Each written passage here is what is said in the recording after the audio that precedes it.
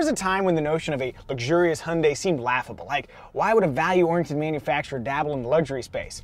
Cut to the second-generation Hyundai Genesis, and the idea seems pretty reasonable. So, has Hyundai turned a corner and become a legitimate purveyor of luxury goods? Before we answer that, it might be smart to first examine the benchmarks. Cars like the Mercedes-Benz E-Class, BMW 5 Series, Audi A6, and Lexus GS each has their advantages and their devotees. Style is naturally subjective, but among this group, the Genesis doesn't look completely out of place. Note the taut body lines, upright grille, and sultry sloping roofline. Hyundai smartly matched this handsome exterior with a similarly successful interior. Soft materials, tactily pleasing controls, and real metal and wood trim give the Genesis a crafted feel that complements its clean cabin design. Hey look, a clock! Audi doesn't have to be concerned just yet, but it's actually pretty nice in here. Okay, the elbow touch points are a little bit hard, and determining what button does what when you're driving at speed can be a little bit difficult, but those are minor concerns. The seats are comfortable, the materials feel nice, and the infotainment system with its single all-controlling knob that has to come in every luxury car, it's pretty intuitive.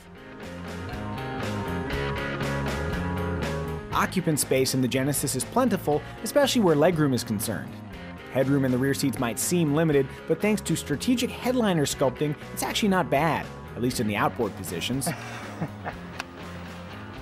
With 15.3 cubic feet available, trunk space is also decent, though the seats do not fold down, meaning if you want to haul large items, they better be skinny.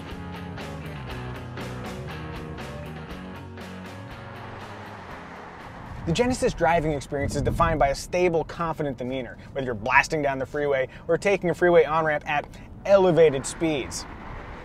The steering is direct, smooth, and nicely weighted, and it's basically the same story from the brake pedal and the throttle. As you accelerate, the standard 8-speed automatic transmission ticks off rapid, refined shifts. Manual control is available via the short, sporty shifter or these unobtrusive paddles. I like that they're unobtrusive.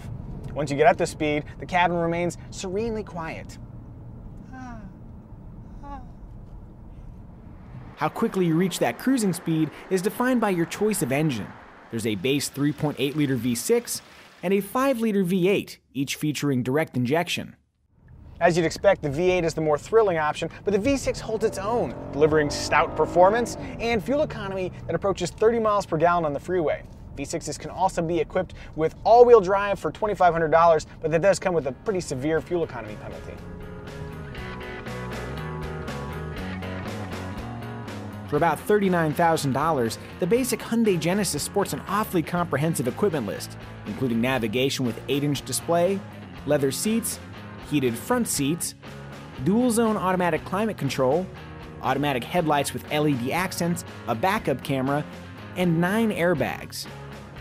There's also a very cool standard hands-free smart trunk. Just stand next to it for 3 seconds. Hey, and it opens right up.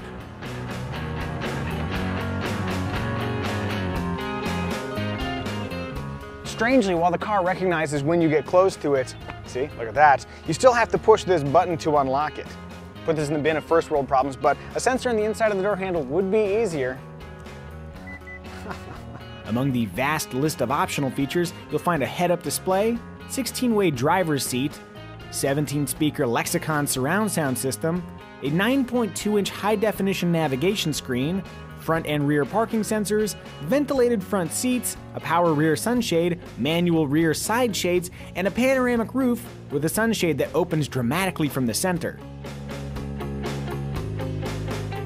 There's also dynamic cruise control that can bring the vehicle to a complete stop and then start again, lane departure warning, which vibrates the steering wheel if the vehicle drifts out of its lane, and auto hold, a feature that automatically holds the vehicle stationary at stoplights even with your foot off the brake pedal. If you're willing to spend $53,000 or so, you can step up to the Genesis V8. That price climbs to more than $56,000 in fully optioned form. Compared to similarly equipped versions of the Cadillac CTS, Lexus GS, Mercedes-Benz E-Class, and BMW 5 Series, the Hyundai Genesis is priced significantly lower. Hyundai resale values have climbed steadily higher in recent years, but the Genesis still falls short of the exceptionally strong resale values of the Lexus GS. You should also note that if you want a hybrid, diesel-powered, or performance-focused midsize luxury sedan, you'll need to look at the Genesis's competitors.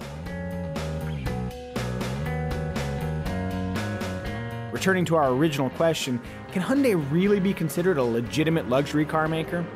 It really depends on how you define luxury. For some, it's measured in brand image and acquisition costs. For others, luxury is more about impressing themselves than those around them. The Hyundai Genesis is not the pinnacle of luxury, but it is a very nice car sold at a very reasonable price. If your version of luxury includes enjoying your wealth but not spending more of it than you need to, the Hyundai Genesis might be a good fit.